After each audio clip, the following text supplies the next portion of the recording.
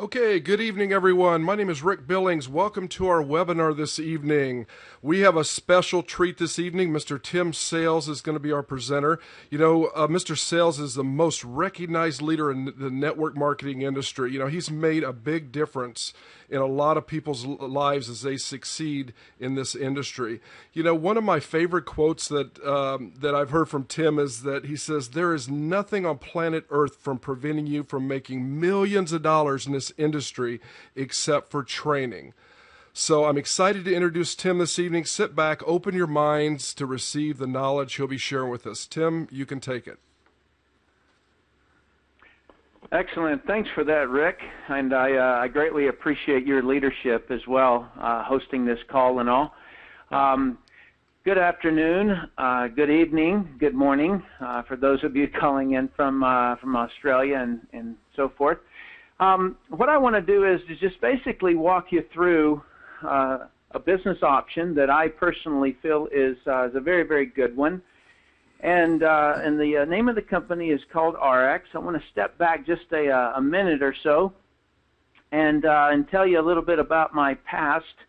As you can see on the screen there, I had a really boring life in the U.S. Navy Underwater Bomb Squad team.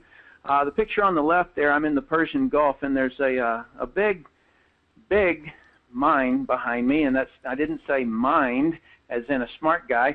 I'm talking about one of those things that can blow a ship out of the water. We're pulling that behind us, and it's several hundred yards behind us, just in case it blows up. We might be able to escape some of it. On the right there, I'm with my good buddy.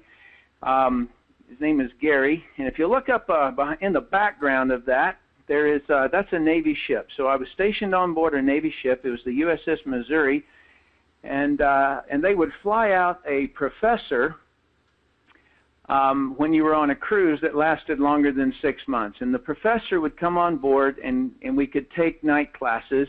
And I was an eager person to learn, and so I took a night course, and it was on personal finance.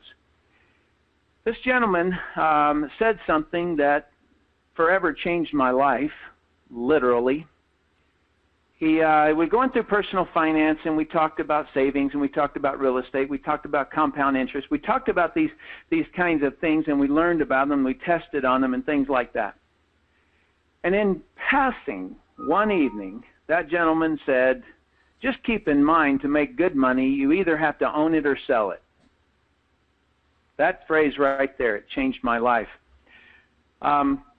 Probably about 8 months after that, I got transferred to a place on the East Coast called Indian Head, Maryland, where I taught how to defuse bombs to others.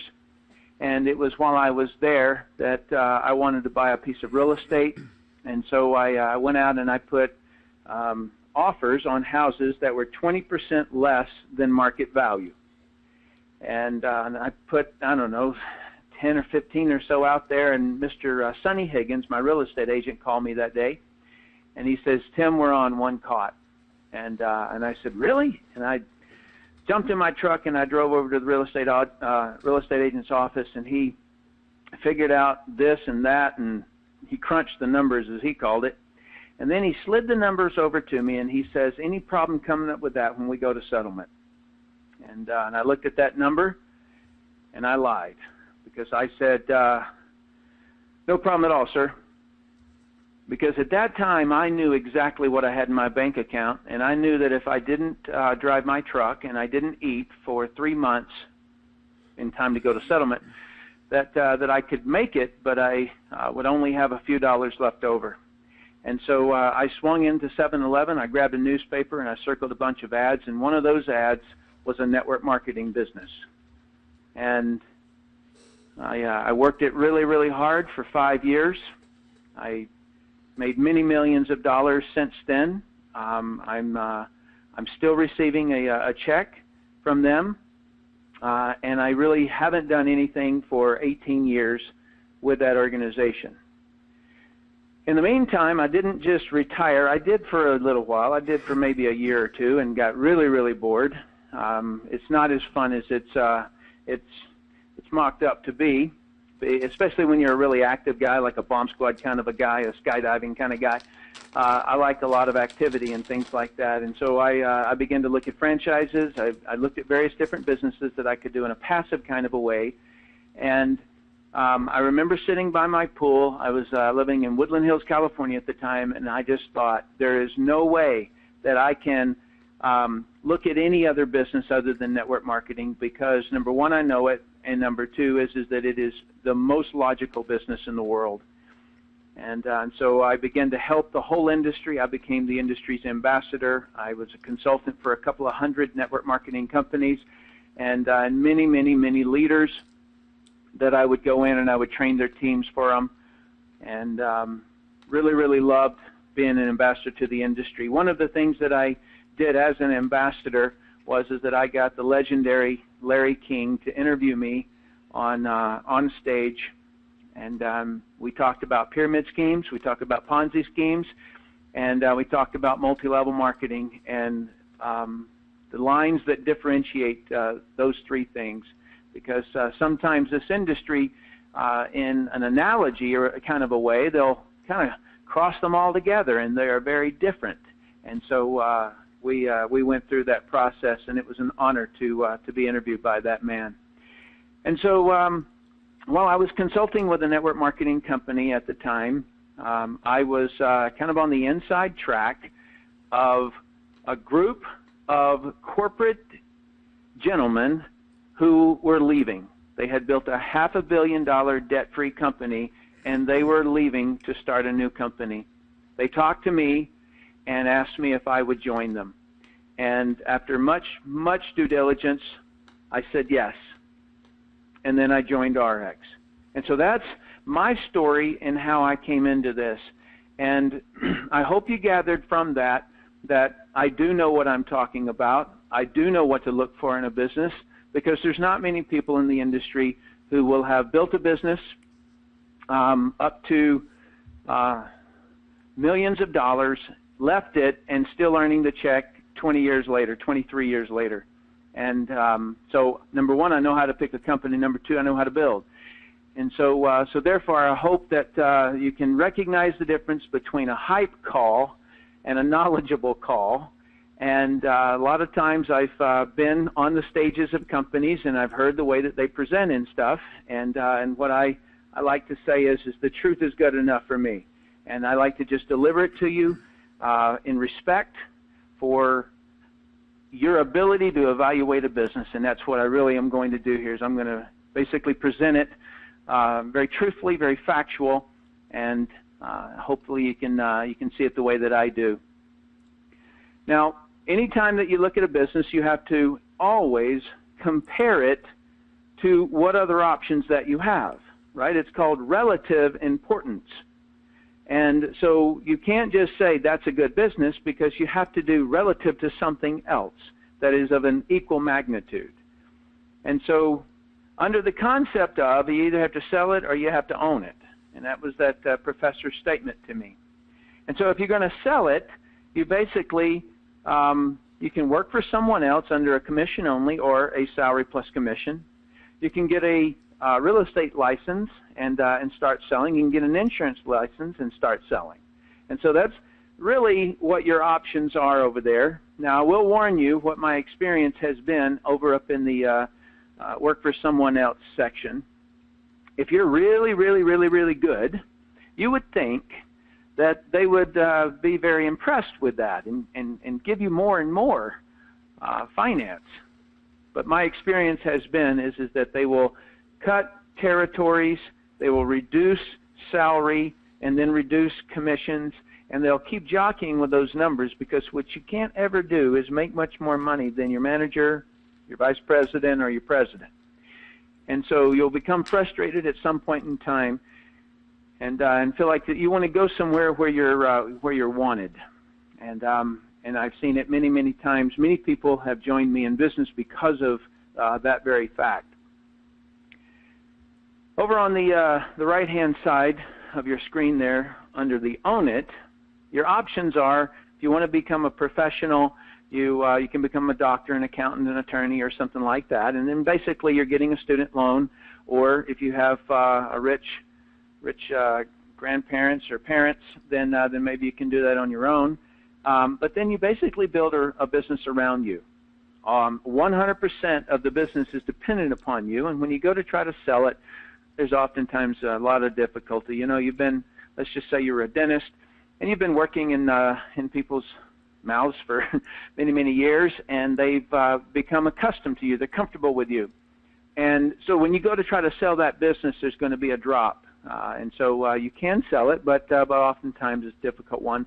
And you really can't take a break too often, because every time you do, you're not making any money while you take that break. The other kind of business is your typical traditional business where you go out and get a loan if you can, and that has become quite difficult if you haven't recognized that. And so then you go out and you learn the business, right? Just like everybody else has out there that have started their own business. And the difficulty that I have found there is that anybody who is really good in your business is actually your competitor, so to speak. And so there's a training element that comes in with, and one of the reasons that I like network marketing so well is because of the training element, where you're going to have 3 or 4, 5 levels of people who have a financial interest in your success. And that is to not be taken for granted. It really is not. I can't overemphasize that. Whatever it is that you do, when you have layers of people who have a genuine financial interest, then they can train you, they can teach you, they can hold your hands in the times that you need it, they can be there to kick you in the butt when you need it, and sometimes have a shoulder to cry on sometimes.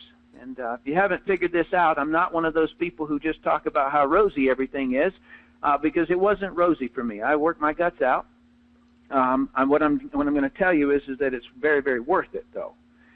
The other kind of business is a franchise, and there you have the franchise fee, and normally that is very much a barrier that's very difficult to overcome.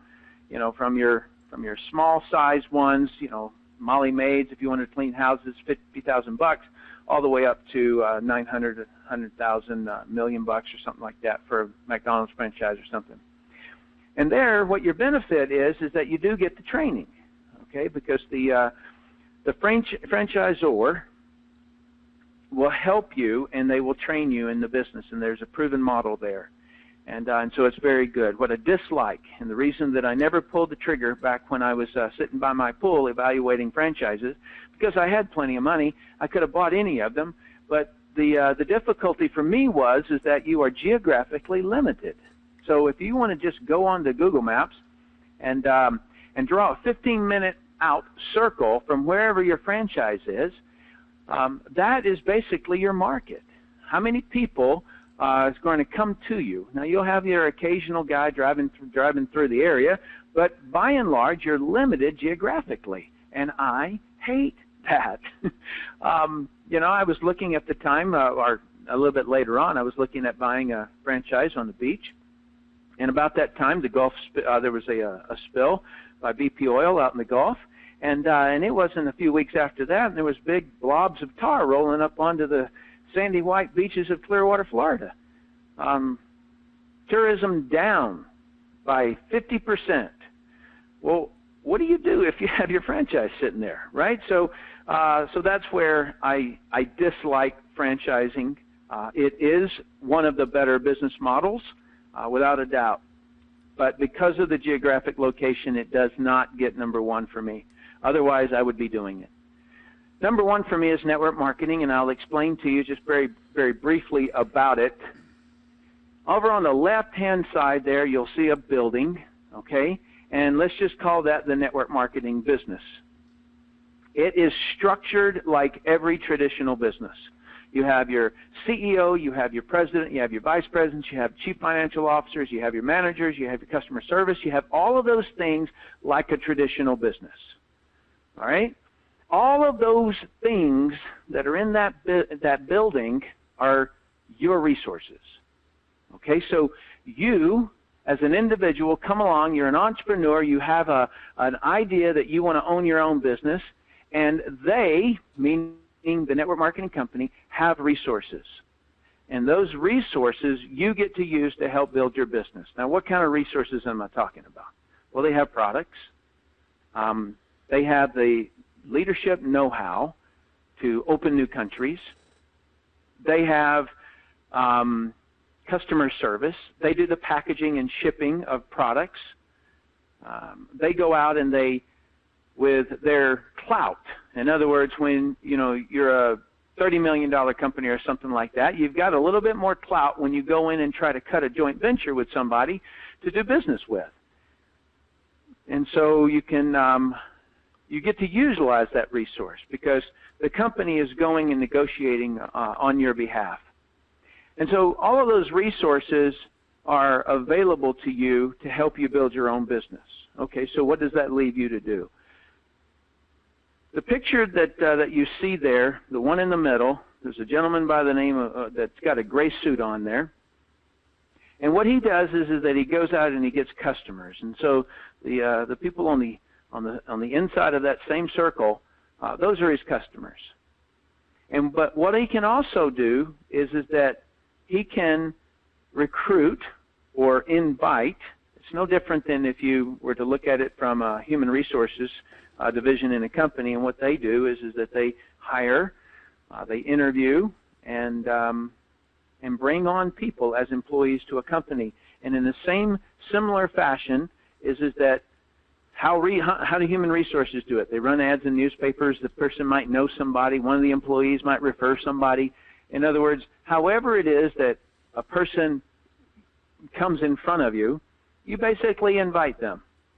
And so the lady in the green dress there, she comes into the business, and then you train her how you got your 4 customers, and she gets her 4 customers, and then you'll also teach her how to hire or recruit somebody to come into the business and do the same thing.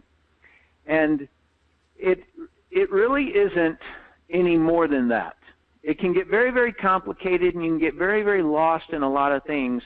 But I want you to understand something, that's the fundamental. In every great thing that you can ever try to do, whether it be music or whether it be karate or any kind of thing in your life, there's always a fundamental steps, right? And so, if you're in karate, there's a certain, straight kick, a straight jab.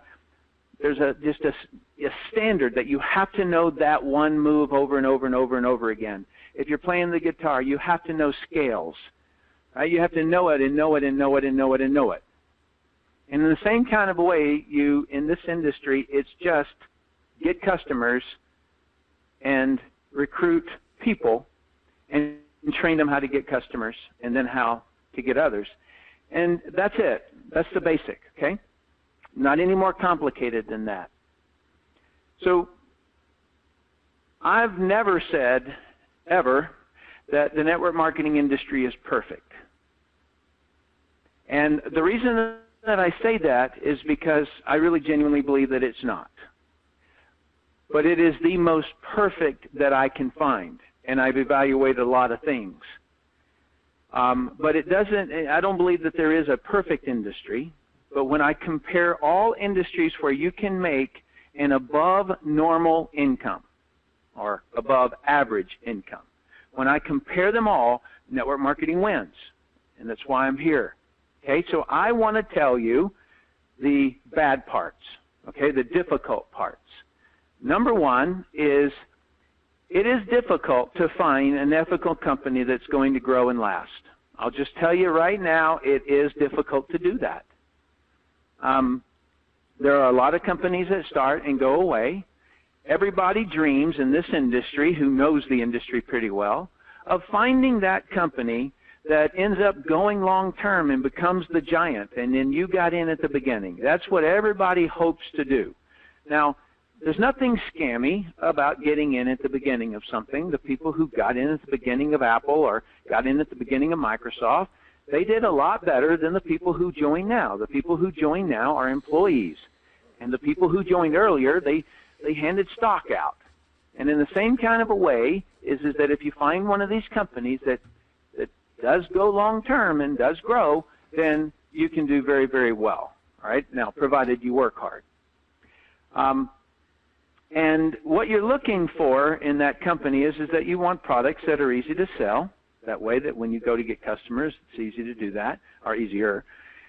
You want a fair compensation, and you want them to open new countries. And the reason that you want them to open new countries, especially right now, is that I am a little bit scared of the current economic conditions that we have in our economy.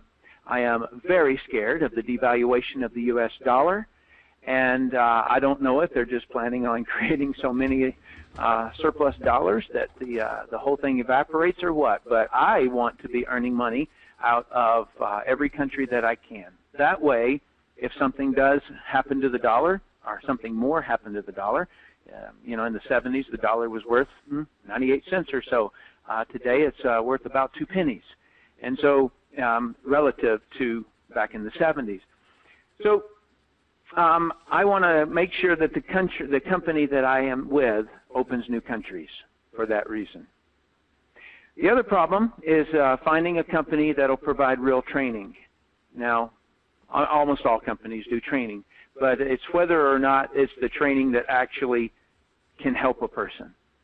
And I take responsibility for that one in this company. The next one is finding customers. Okay, so that's something that you have to do.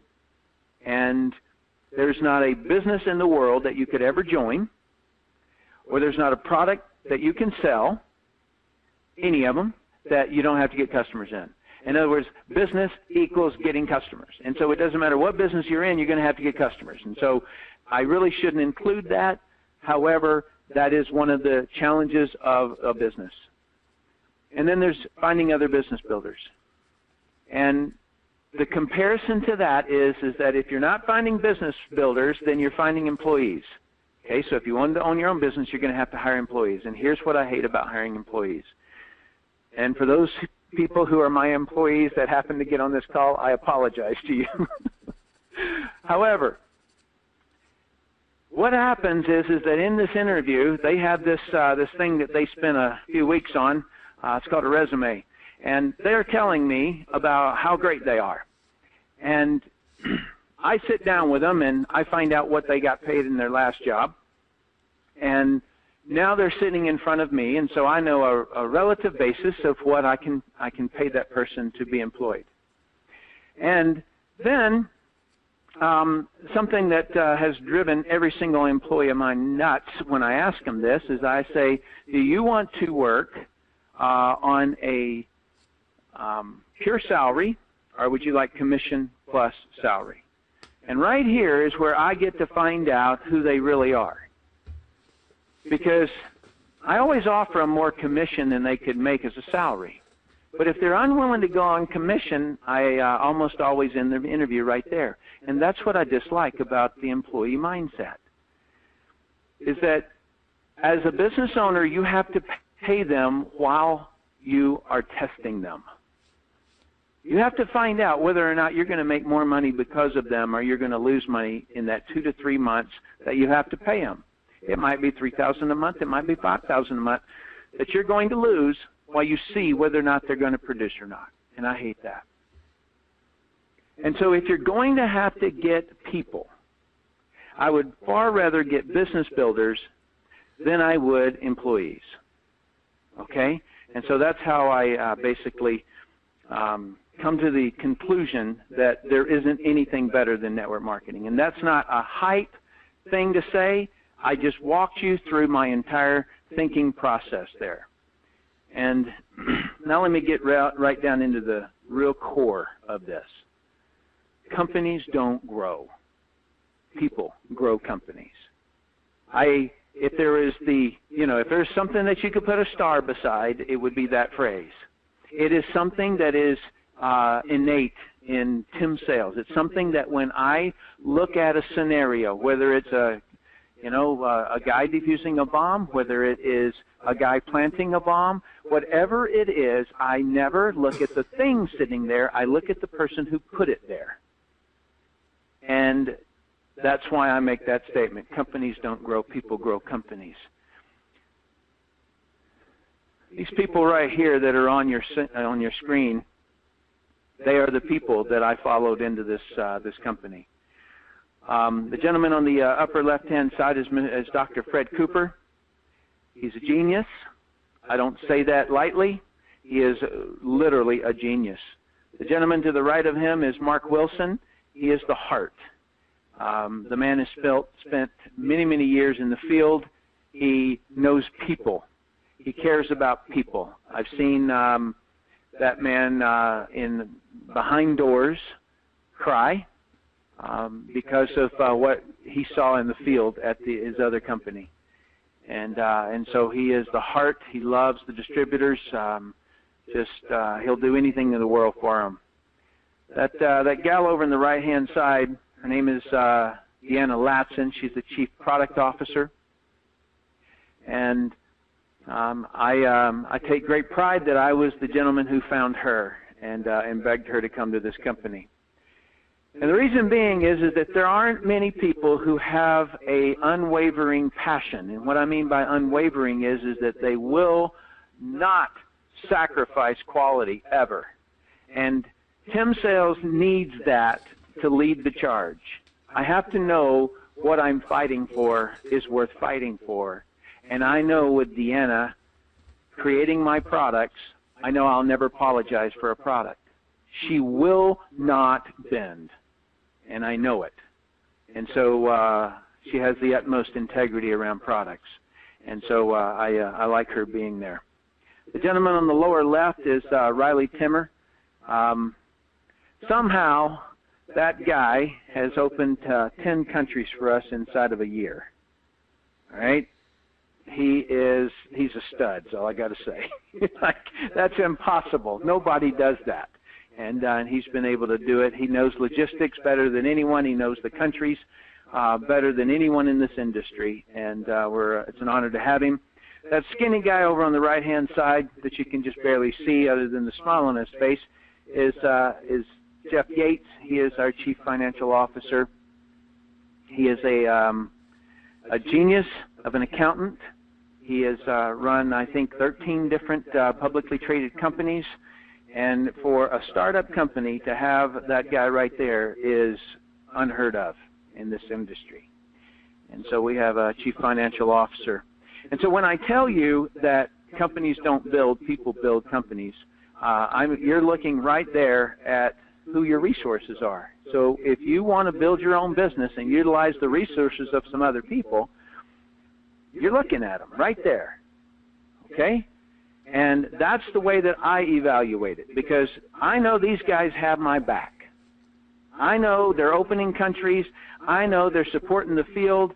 I know that every single thing is getting done back at the home office because they know how to do it. And so the company is technically a year old. But it's not a startup company because none of them are startup people. Normally when somebody starts a business in this industry or almost any industry, what you go in there and find is that everybody has the same last name or in-laws of one another. In other words, the dreamer basically hired his family. And that's not what it happens here. Is that these people are specialists in their fields and they're the best at it. And so it's the A team that's building this thing. Speaking of, and by the way, our first year we ended off at $30 million, and I'll just tell you straight up, nobody does that. That's ridiculous growth. What you're looking at right there is the other side of the leadership equation. It is an honor to have every single one of those people right there on board. Now, these just happen to be people that I had quick access this afternoon to pictures of them. All right. There's a lot of other leaders, but this is also the A team. Duke Tupton up in the left-hand corner. Steve Schwartz, he lives down the street from me. He's a workout partner of mine and a great friend. Tony and Marcia Hughes, incredible leadership. They are the kings of the events that we do. Stefan Page there, he's the marketing guru on the internet. Lynn Allen Johnson, she's the sweetheart of the company. She is a grandma, and she's looking quite sexy there. She's lost a whole lot of weight, so she's incredible. Down the lower left-hand side is Ennis and Arlene. They live also up in Park City. And, of course, you got Rick Billings, the gentleman who introduced me, Donna Detweiler below her and him in California. None other than Robert G. Allen, and he's a well-known author. He's quite an influencer out there in the business world. Marlisa Hertz, the pretty lady there, she's a doctor, and she was instrumental in one of our clinical trials on our weight loss products. And she is probably the best I have ever heard at explaining and training products. She doesn't know it. She doesn't know she's that great. She's just one of those really honest people, but she is so educated in it, and she is so current in it that when she communicates, and she also has a story that if it doesn't make you cry, you've gone cold. Because, you know, like she went through a lot and then decided to go and get her PhD so that she could fix what had gone wrong, and she did. And so Dr. Ray Strand is on the right-hand side. He has run a family practice for over 30 years. He's that guy that is the old-time doctor that you always ask advice of, and he's also very current in his information, and so it's an honor to have him. So right there, I want you to look at that group of people, because every single one of them are on your team. And the reason that I say that is that if you get on any training calls, if you happen to attend any events so that you can learn more things, you're going to be hearing from these people. Okay, now normally in a traditional business, you can't get anybody that's really good at it to train you. And these guys do it all the time. And so that is a resource for you. I want to talk to you now about products and how we're coming out with products. If you'll look at this slide that I have in front of you, this is a typical mall, and this is very successful in business. And I want to tell you why it's successful. If you'll look at those black squares on the right-hand side, or rectangles, I guess, technically. Those are called the anchor tenants of any mall. And they are the ones that pay the majority of the real estate, and they are the ones that people come to, and they're the draw, if you will, for the customers. And while they go from Saks Fifth Avenue over to Nordstrom's, or from Nordstrom's to Saks Fifth Avenue, they walk past all of these other boutique shops. And so that's the way that you get in and you see those other places in the store. Okay, so you get the idea of the way that it's kind of set up. In my history in this industry, I have witnessed that you never saturate a product in this industry. You only saturate the name of the company. And so I talked to the company in the beginning stages, and I told them my idea, and that I made a recommendation that what we ought to do is that we ought to grow by brands. And what that means is that just like Yum Yum Brands owns many, many different restaurants, and Pepsi-Cola owns many, many different brands of drinks, restaurants, and things like that, that in the same kind of a way that Ariix would have in essence, the identity of the mall, meaning it has all these brands on the inside of it. And so if you'll look at this next image here, that our anchor tenants in this industry, the two anchor tenants that you have to have are nutrition and skincare. And the reason being is because people use them every day. And so that's the reason why you want to have those two things. And not just Me Too products, they have to be extraordinary. And I have seen what's coming in our skincare line, and it will be extraordinary, I promise you. And the nutrition line is that now. One of the key points, well, I'll get to that in just a second. Okay, so once you have the anchor tenants, then you can have things like weight management. You can have things like Healthy Baby Academy. You can have things like water filtration. And these are more boutique, but you can build a gigantic business off of these boutiques. Okay, so nobody ever said that, you know, California Pizza Kitchen isn't a big business, right? So you can build a big business. I do not mean to imply anything other than that. All right. So so we have right now three divisions really, brands that I feel as though that are extremely powerful, and I want to show those to you. The first one is our NutriFry brand. It is there's actually going to be three of them here. The NutriFry brand, what makes it really, really unique, and you'd have to know a little bit about genetically modified organisms in order to really see the whole value. If you don't know what a genetically modified organism is, I recommend that you look it up. You can just Google GMO. And what it means is that there's a company called Monsanto. There's others now, but they were the ones that pioneered it. And they basically inject a bacteria into the DNA of a plant. And the whole idea there is that so that they can spray that plant with pesticides and it won't kill the plant. So if you have corn and you inject inside of the DNA of the corn seed and you inject a bacteria in there that is resistant to your Roundup spray, which is a pesticide, and so now your corn is resistant to pesticides. So you can spray the heck out of that corn and it won't kill the corn, but it will kill everything around it, all the weeds and such. And so that was the theory.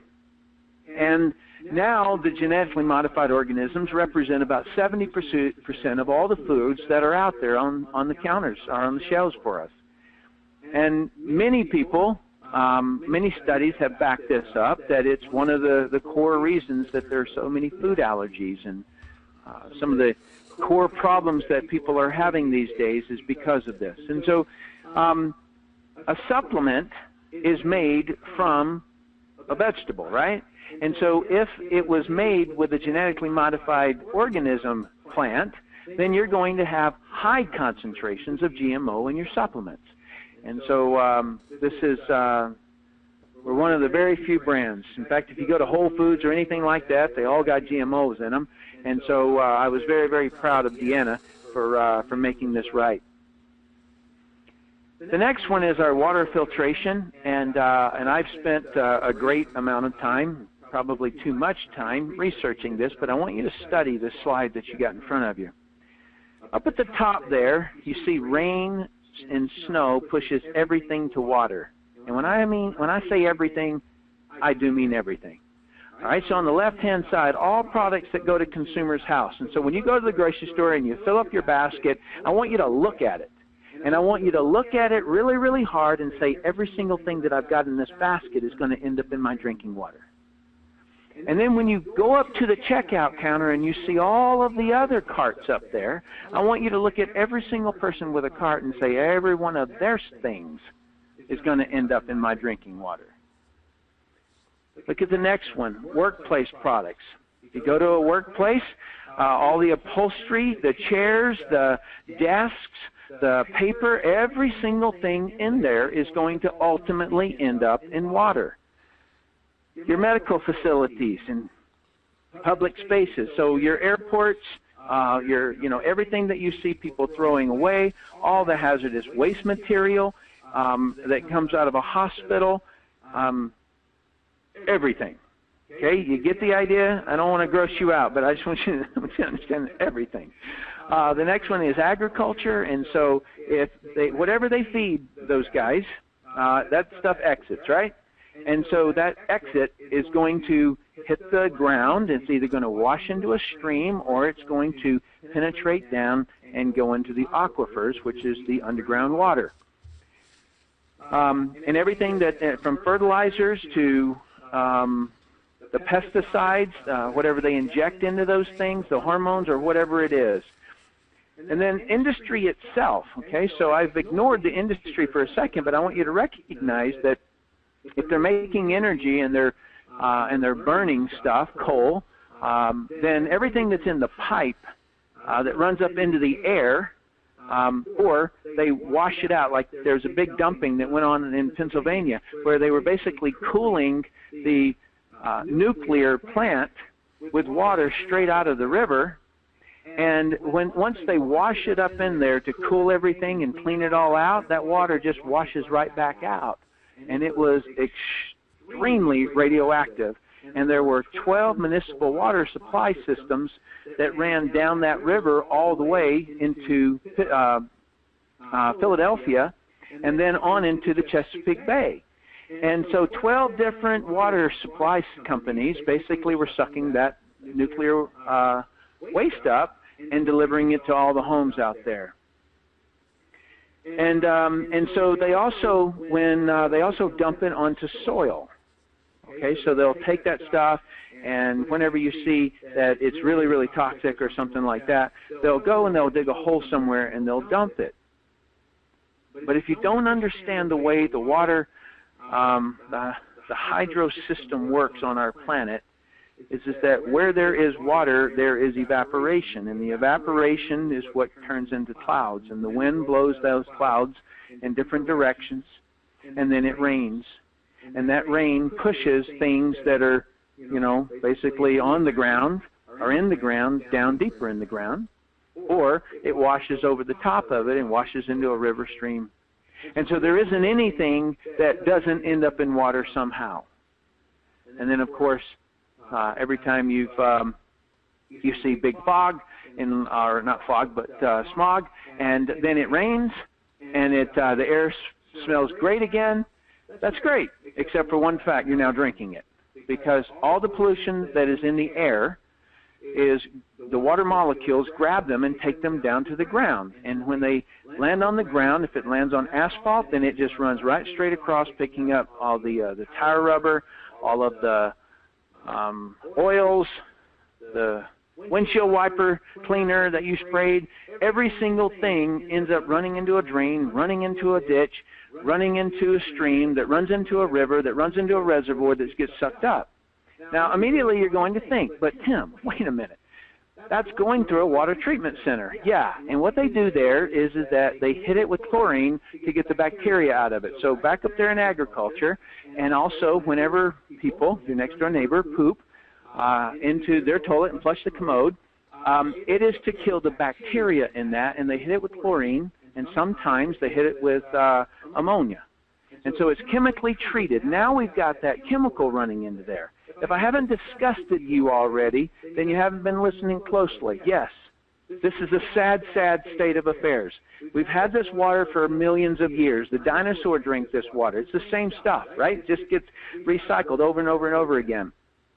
But what we're not able to handle is the onslaught of the chemicals. Mother Nature did not plan on pesticides, insecticides, herbicides, fertilizers, fluoride, all this stuff. Mother Nature did not design to clean that out. We can't reduce that down very much. And so we've got very contaminated water, is what I'm trying to tell you. All right? And so if you look at this slide that's in front of you, everything that I just said are in those words right there. And so you may think, well, I'm going to drink bottled water, but I assure you, all water comes from the same place, okay? It doesn't matter if you put it in the tap or you put it in a bottle, water itself is bad. And so we came out with a solution to it, and this is a great portable solution, and it's called our Purity Water Bottle. And if you'll look at the slide on the part on the right-hand side, and you'll see the black bottle there, and I've got an image of the filter and the way that filter works. And so it doesn't matter if you go to a restaurant, it doesn't matter if you pour bottled water into it, and if you are in an emergency and you have to drink bottled water, you're far better by pouring it into this thing, because the bottle itself is toxic. It has phthalates, and I don't want to go into the specifics of it, but it can cause weight gain, it can cause fertility issues, it can cause a lot of things, and it does cause it. It's not just that it can, it does. So you're best to never, ever drink bottled water again. But in that tap water glass there, you can see all of the things that are typically in water. You pour that into to our water bottle, the black water bottle, and then it basically, there's a straw that's in there, and it pulls it up through those filters, and it cleans it out by 99.9999. Okay? Substantial cleaning there. Right? So I didn't just do a little research on this.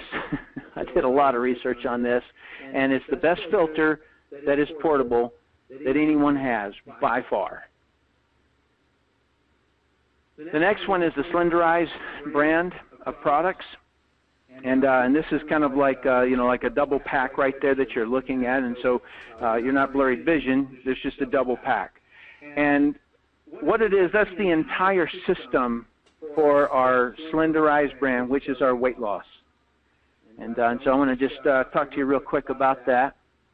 I want to try to prevent you from going after any kind of gimmicky diets. And the reason that I do is look at the pie chart there, and I want you to look at the left-hand top side.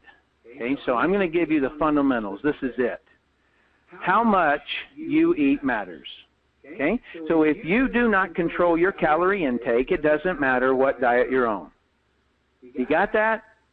So if you burn 2,000 calories in a day, and that would be for men mostly, if you burn 2,000 calories a day, but you eat 3,000 calories a day, it doesn't matter what you eat. Okay, you're going to gain weight. Doesn't matter what you sprinkle over the top of your food, you're still going to gain weight.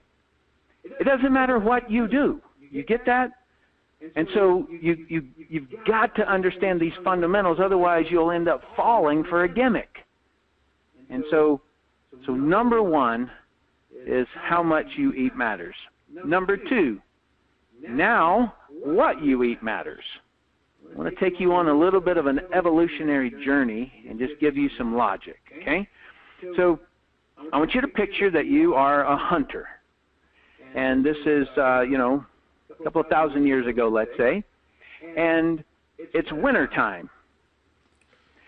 There's not a whole lot of vegetables. There's certainly not, like for you to eat. There's just not a lot of them. It's winter time. And so what you have to do is you have to hunt, and you kill an animal, and you cook it, and you eat it, right? And so then when spring breaks, and everything starts to melt, vegetables start to grow, and you get to eat vegetables, in other words, carbohydrates. That's the body's indication right there. Bam, a carbohydrate coming into the body tells the body times are good. Times are good. Let's store that. Okay? So when a carbohydrate comes into the body says, good, let's burn just carbohydrates. Times are good. And then if there's any excess, let's store it, because winter's coming. That's what our bodies are taught to do. All right. So the fall happens, vegetables cut off. You're now on primarily a protein somewhat diet. You can still scrub around. You can get nuts and seeds, and you can do different things like that. But by and large, the heavy carbohydrates, anything sweet, fruits, things like that, they're gone. And so the body says times are lean, burn fat. Burn what we stored back in the summertime. Okay? That is the way, by and large, our bodies are created. And once you get that in your mind, you can think with it, and you can understand why you might have gained more weight than you wanted to. Your body is doing what it is designed to do. When times are good and you have an excess of sugar or sweet-tasting things, the body says, oh, times are good, just burn that. And you just burn carbohydrates so you don't ever tap into your fat storages. Right? So that's what I mean when I say what you eat matters. Because if you burn 2,000 calories in a day and you eat 2,000 calories of carbohydrates, meaning Oreo cookies, let's say, then you're going to store a lot of those as fat, because the body's saying times are good. Store it up for times that are bad. Right? I'm not saying to go on a nothing but a protein diet. That's not what I'm saying at all. I am saying that if you eat an excess of carbohydrates, your body, when you have carbohydrates available to you, your body will burn those instead of fat. So if you want to lose, you have to make sure that you're under your caloric burning. And then in the second pie chart, you have to make sure that you are leaner, not totally out of, but leaner on carbohydrates. And then the last one down there is how much you burn. So if normally your body burns 2,000 calories, women it might be 1,800. If that's what your body burns and you want to exercise, and you go out and you do exercise, then while you're exercising and a little bit of time after that, your metabolism has sped up. Okay? That would be the akin to you trying to chase a rabbit down, or you trying to chase a deer down, or something like that, where you're exercising and the body says, you know what, you might be giving us something to eat here, so let's burn some extra here. Okay, so you are, when you're exercising, you're burning more calories. When you do resistance training, such as swimming could be a resistance types of training, when you're lifting weights, when you're doing calisthenics, when you're doing yoga, you're doing resistance kind of training. That builds extra muscle. When you build extra muscle, you are, in essence, getting more calories that you can burn in a day. In other words, you're burning more calories a day. And so if you, let's just say that you were able to gain enough muscle mass, and I'm not talking about some steroid boy, I'm talking about you increase your lean muscle mass through yoga, let's say. And because of that lean mass that you gained, what you got was you got an extra ability to burn fat. So maybe you gained an extra 200 calories a day. So instead of burning 2,000 calories, you're now burning 2,200 a day. Every day now. And so, and if you're still eating 2,000 calories a day, then you're going to be going into a deficit of 200 calories a day. And so where's the deficit come from? The deficit is going to come from your fat. And so what got stored over there is fat, and your body needs some extra. Okay. So what I just showed you are what I call the fat-burning pillars. There's not a doctor in the world that doesn't understand every single one of those. There's not a personal trainer in the world that doesn't understand all those. Those are the things that work, period. Don't fall for any gimmicky diets. So the cabbage soup diet, what is it? That's over there on how much you eat. So if you're just eating soup, you're not eating enough of anything, and so that reduces it down. Whatever diet you ever want to look at, you're basically looking at one of those pillars. All right? Now, there's only one thing about those diets, those three different pie charts. It takes major discipline. And that's the reason that people who have fit bodies are so revered, because it's not easy. It takes a lot of discipline to do that, because a lot of people don't eat for fuel, they eat for pleasure. And so they say, I don't feel like it, I don't want to, I don't whatever. And so that product over on the right-hand side that you can see the blue label that says SlenderX, a.k.a. Liquid Discipline. I have been so impressed with that thing. And it's not just something that helps with appetite, but it's also something that helps your body do what it does best. It's based on homeopathy, and homeopathy is basically the study of triggering the body to do what it does naturally. Now, Dr. Marlisa Hertz did a clinical trial on this, and you would think that on the diet that is recommended that you follow, that you would have just lost weight on that alone. And you did. But if you want a 3x result, in other words, you lose 3 times more, then add that SlenderX, the Accelerate, and a couple other products that I'll show you in just a second. And it 3x'd them. This is in a clinical trial. This is not hocus pocus. This is not us saying so. It's a documented trial. All right? It's tremendous. So back there when I told you as an entrepreneur what you're looking for are products that are easy to sell. And this one's easy to sell. And so is the Purity water bottle. Okay? All right. One of the future brands, this is one that my wife and I are working on. It's called Healthy Baby Academy. And it's just basically to teach mothers and families how to have healthy babies. When my wife and I got pregnant, we wanted to know what it takes to have a healthy baby, and we were stunned at that we could very easily cause birth defects. We could very easily cause difficulty in learning as a young kid. We could cause allergies. We could cause a lot of things by what we did during pregnancy, before pregnancy, during birth, and then immediately afterwards. And so we documented all that stuff, and we're going to put it into a whole training program for people, and then provide the products and solutions that we discovered, as well as a lot of other ones. And so that's a future brand coming up. I want to shift over to something else real quick here, and that is the compensation. I'm going to switch over and let you look at. I'm just going to do a quick sketch here. So I've found it easiest to describe this by drawing something. Rick, if you can just send me a message on Skype and let me know that you can see this. All right? Okay, beautiful. Okay, I'm going to be talking about a word here in just a minute, and it's going to be called volume. But the first thing I want to do is I want to make sure that you understand what volume means. And so what you're looking at is just a circle, but it'll mean something in just a second. All right. So volume in this business represents products moving. And there's three different ways that products can move. You can find customers and you can sell the products at retail.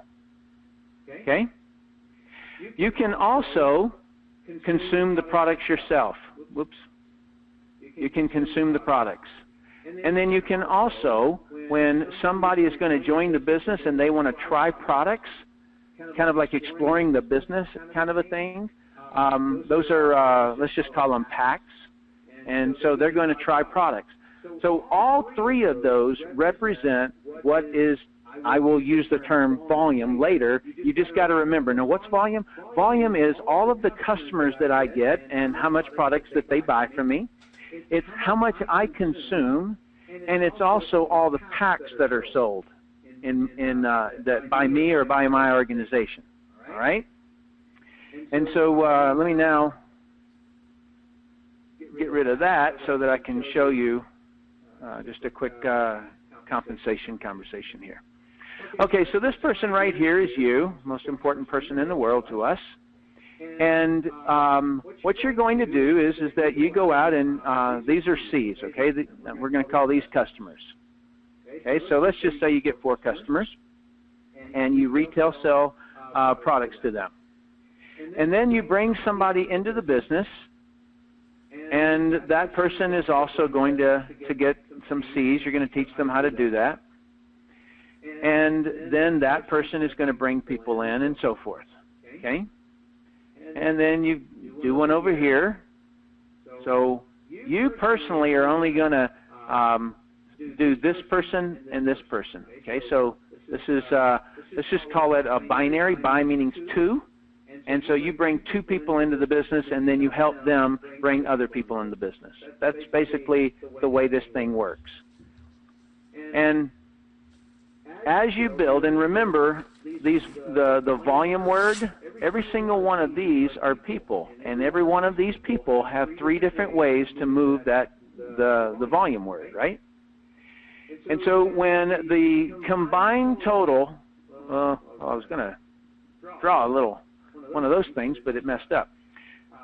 When you get in both of these about around $30,000 of volume, then you make $2,000 a week in income. Okay? So when your volume out of both sides equals about 30,000, then you're making 2,000 a week. Now, when it's 1,000, you're still making a check. When it's 10,000, you're still making a check. I just wanted to show you that where when you optimize that, when you get it as good as you can get it, it's just around $30,000 or so, and you make $2,000 a week. Okay, so then what do? You can retire if you want. But another thing that you can do, let me just grab another color here. If you wanted to come out and, hey, that was supposed to be red. and you want to do that again, you can. Okay? And so you do it again, and you make $2,000 a week there. Now, if you by chance wanted to, you could take this right here. I didn't get it all. You can take this right here and you can put it wherever you want. If you wanted to put that over here, you could. If you wanted to put it right here, you could. And so that's going to give you another $2,000 a week. And you can do that as many times as you want. $2,000 a week, $2,000 a week, $4,000 a week, $6,000 a week, $8,000 a week, $10,000 a week. It's up to you how many times you want to build that. And you can build it like that, or you can just continue building under it.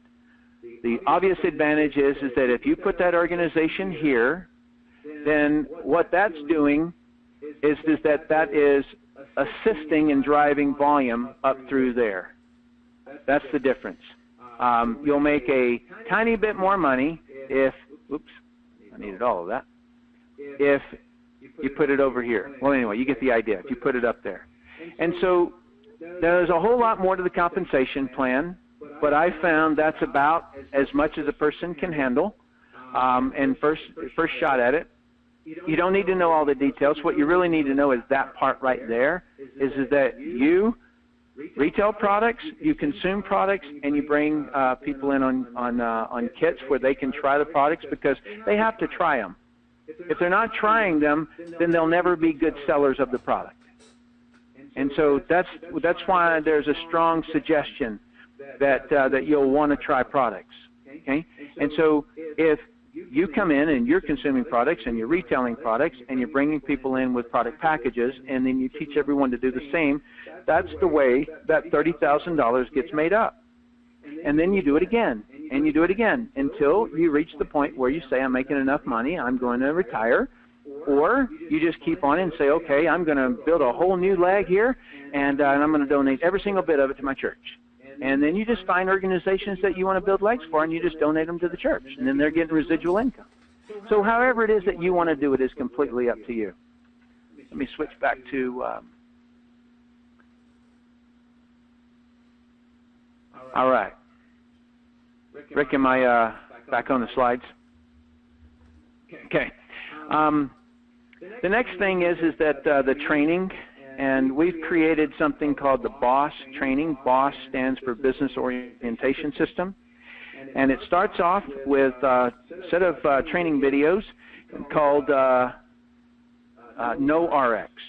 Okay, so that's where you're going to get introduced to all of the executives. You've got to, the next one is you got to know your products. And the next one is know your industry, and so there you're going to understand the difference between pyramid schemes, Ponzi schemes, and network marketing, so that if somebody is confused out there and they ask you about it, you can explain it to them. You then know how to invite. Inviting would have to do with how do you structure the conversation so that it's professional, it's respectful. You're not looking at the person as a target. You're looking at that person as a human being that has a goal, and so it is a professional way to invite somebody. And then know how to present, know how to generate leads, and then know marketing campaigns. And so basically that right there is the training for you, and then later we will have in there know how to train. Right now, the how to train is just have everybody go through there, through all the training modules. There's little test questions after each one of them for you to test your knowledge, and this is where the person who brings you into the business gets to also check and see how you doing with that. Did everything make sense there, and things like that.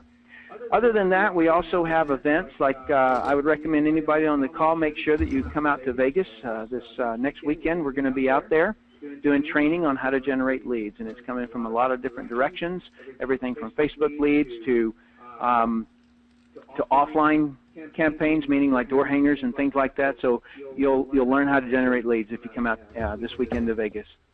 And so then, so when you really summarize everything, you're looking at that you build your own business. How I started this. You build your own business, but you utilize the resources of the company. And that those resources are, number one, management experience. Number two is the leadership and country expansion. Number 3 is the product and divisions. I didn't mention this during there, but you can completely go out and build purity. That's what you're building. That's the identity. And that's why you can go to purity.com. That's why you can go to slenderize.com. And these are divisions that are by themselves, if you will.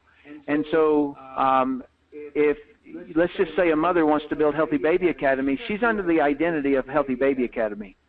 All right? It's a own subsidiary of Ariix, right? And so that way that we never saturate the name Ariix, we just build by divisions, okay?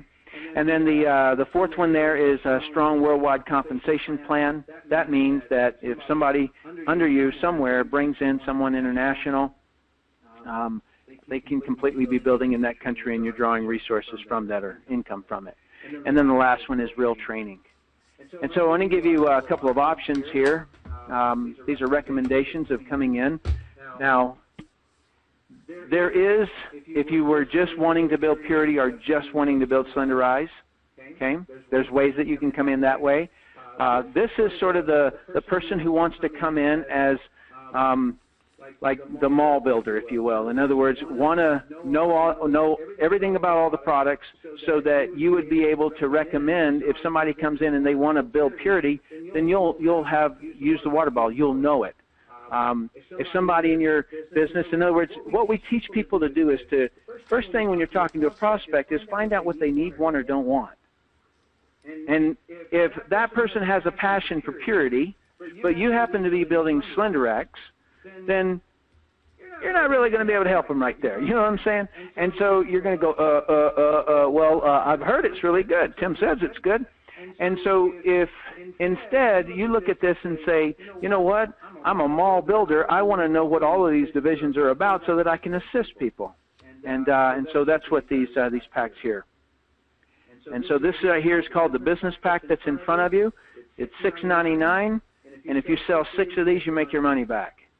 And what everybody wants to know in business is, when do I break even when you sell 6 of these? Now, granted, you're consuming these products. And so, in essence, you are breaking even because you're consuming them. They're products that are really, really good. And but just purely on a business level, when you sell 6 of these, you've made $7.50. And then there's the Elite Pack, and it's $12.50. And when you sell 4 of those, you make your money back. You make $12.50 there. And so, so those are the packs. And what I recommend that you do is make your decision. If there's more due diligence that you need to do, then do it. But I really highly recommend that you not sit on the fence on this.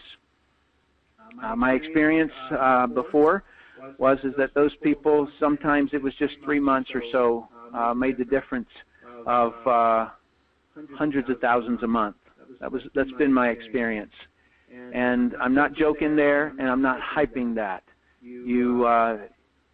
But it would be wrong for me not to let you know that time does matter.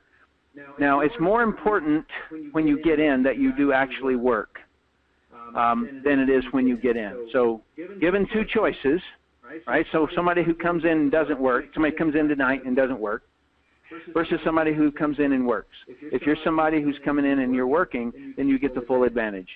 All right? And then the other side is also true, is that if you wait 6 months and then you come in and you go to work, then you've lost 6 months, and that's a long time, or even 6 weeks. And so, so I urge you to make your decision. I've always kind of just viewed it this way. It's either A, B, or C. A means absolutely.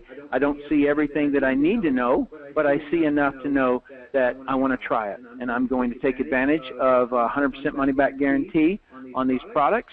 And so I'm going to go ahead and go for it. And so if that's you, then you're one of those laser beam eye people, and I know you are. That was me. When I saw it, I was like, geez, I'm in. And I'm not just talking about this. Whatever it is that I've ever evaluated in my life, I don't wait long. I immediately make a decision and I move on it. A B means I want to use your products first. And a C is no thanks, see you later. And do you know what? The person who invited you on this call, your relationship with that person is more important to me than anything else. And so feel good about your decision. Thank the person who invited you on the call because they really, really had your best interest at heart there. And so, Mr. Billings, I so appreciate you in hosting this call and putting it together and guiding me through everything on the webinar. And for everyone who showed up and listened in, I consider it quite a compliment that you would have just spent the hour and 10 minutes with me. And so I very much thank you. And so with that, have a wonderful evening. Make your decision, and I hope to do business with you. Bye-bye.